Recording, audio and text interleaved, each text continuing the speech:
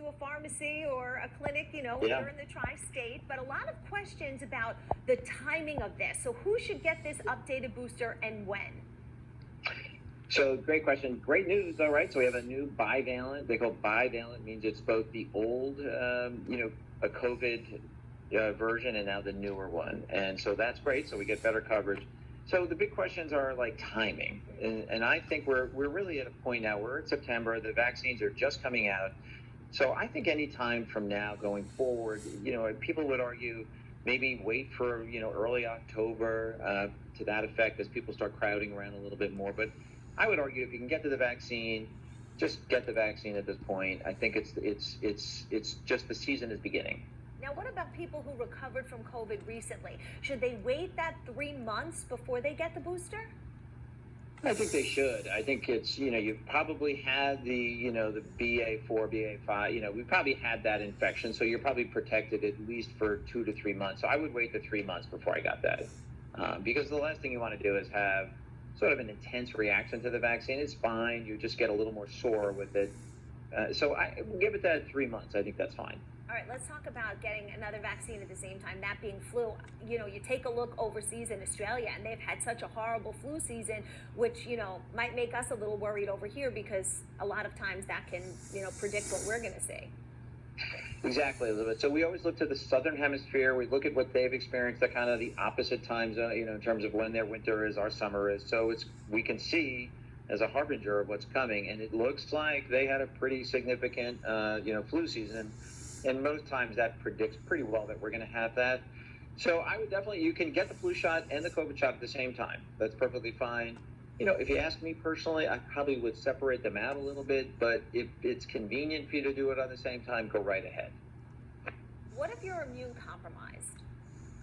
So immune compromised has a lot of different meanings, and a lot of, there's variations on that. Actually, I recommend people go to the CDC website, take a look at where you fit into that. But you should definitely be getting your boosters and your shots it depends on what your immune situation is, but the CDC will recommend every 3 to 4 months. Plus, there's new medications that you can take, particularly if you're at risk. That's a passive immunity that you can do. So there's a lot of new things out there for those with compromised immunity. But be careful what that means. You have to be very clear on who that is and the variations on that. I do want to talk about this new study that came out about reducing your risk of dementia and how many steps you need to take, but also, really how brisk you need to walk.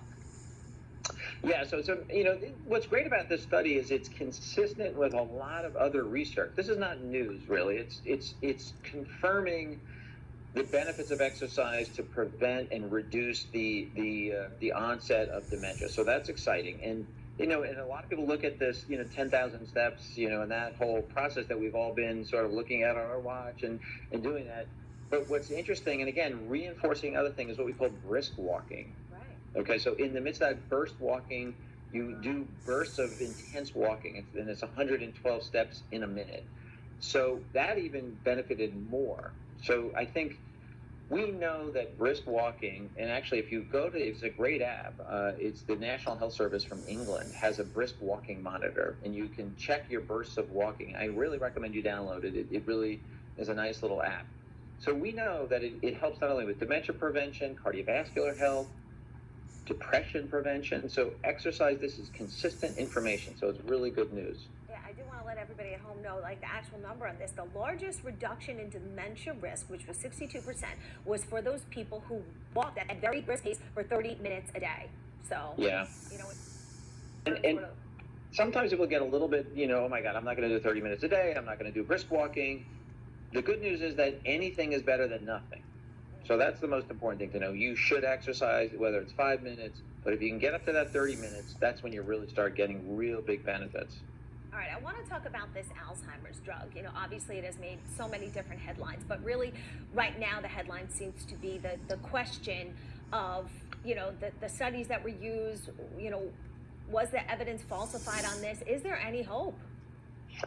Yeah, this is really complicated, and I think we're going to have to wait and see how some of these stories play out. But there was a challenge that some of the data was fabricated. There are new medications that are very expensive, of questionable benefit, And now we throw in a question of the studies being a little bit, faulty. So it's we're going to have to wait and see how much the fabrication was and how that impacts this research. The one drug out there now is new, it's very expensive and very controversial. Right. Especially because, the study that's in question then was cited in more than 2,000 other papers since then. Yeah, because I think what the problem is that this was a foundational research project that said these plaques in our brain that come are the cause of this, of this type of dementia, and that may not be accurate because then the drug studies were based upon that foundational study. So it's really throws the world a little bit upside down. But I think we need to wait and see more exploration about that accusation of fabrication. All right, let's talk about this ALS drug a step closer for people who get that diagnosis, which often seems like a death sentence, and now to say, okay, this degenerative disease that kills people within 3 to 5 years, there might be a little bit of hope. Yeah, this controversy, if you've been following it, about this new medication, it's kind of interesting. A bunch of Brown University students came up with this. The debate has been, the research trials have been very small. The benefits have been minimal and questionable. The way they went with this was that there was very few, if no harms. Right. So they said, people are desperate. If it's not going to hurt them and it might help them, let's give them access to it. And I kind of agree with that. I've lost a dear friend to this disease. It's very difficult to watch people, over 3 to 5 years, just slowly become, incapacitated, one little limb at a time. So it's some hope. All right, let's talk a little bit about this new information we have from the FDA, alerting the public right now about certain cancers that are out there that have been reported in the scar tissue that forms around people's breast implants. Yeah, I saw that, we discussed that this morning. That literally just came out. And I don't think it's a big surprise. Scar tissue has been something that we've always looked at for melanoma or, basal cell carcinoma. But this is particularly looking at breast implants and it's not saying we definitively know that the scars cause cancer, but they're starting to see case reports. And they want to alert both the lay people and the physicians to report this, so they can study this to see, is this truly, causation? In other words, we always ask ourselves, does this cause it or is it correlated? That's a little more complicated situation. All right, but something to definitely look out for.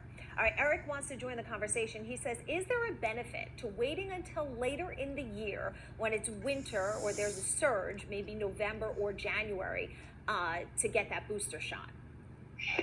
Yeah, everybody's trying to think, when should I get it? Should I, I get this question 3 times a day. So it's unclear to me if we have a surge this fall. Let's assume it occurs as people start getting back into, closed spaces and and we have a little bump. Let's hope not. So, could you argue, let's wait till November. So if it really has its most immune is, 3 to 4 months, you'll cover the winter. So you could hedge your bets a little bit. I believe you should get it sometime in the next few weeks. Okay. Carlene says, how long do you have to wait after your last booster to get these? Yeah, so that's 2 months. And you could give that 2 to 3 months if you want, depending on, I would say to people, if you've had a pretty intense reaction to your booster shot, you may want to space that out by 3 months because, your immune system's still pretty revved up from that injection that you had just a few months ago. All right, Elise says, it's hard to know what to do anymore. I've never heard about switching manufacturers with boosters, so I wouldn't know who to ask. But some sources say you stick with one manufacturer, others say switch it up. Well, yeah, this was kind of confusing. Initially, people were saying, when you call that first series of shots, the 2 shots, you would probably stick with the same, manufacturer. As you got into the booster, you were allowed to switch it out. The key now is you want to get the bivalent booster. That's what you want. And right now, that's the only thing you should be getting. Okay. What about Novavax? Do you think that's really going to be available as a booster? Well, right now it's not, and it hasn't been approved. But my guess is it will be. I'm pretty certain that they'll be coming around with that pretty soon. Okay. Kathleen says, I'm over 65. Should I get a 3rd booster for COVID? Yes. You should. She's over 65. She's had both boosters at this point. I'm sorry. Yes. So I'm assuming she's had. She says a third one. Okay. Well, that's not currently recommended, but depending if she's immune compromised or not, would be the question mark for her. Okay. Ma wants to know if the difference is between the COVID strain or the variant. So she wants a little bit of a clarification. She wants to clarify between having Has the COVID different. changed, or are the variants changing? Well, COVID has certain variants, and right now the most recent one, the BA4, BA5, are the ones that the vaccine is going to protect you against. So all the variants are still in existence out there. Those are just the predominant ones.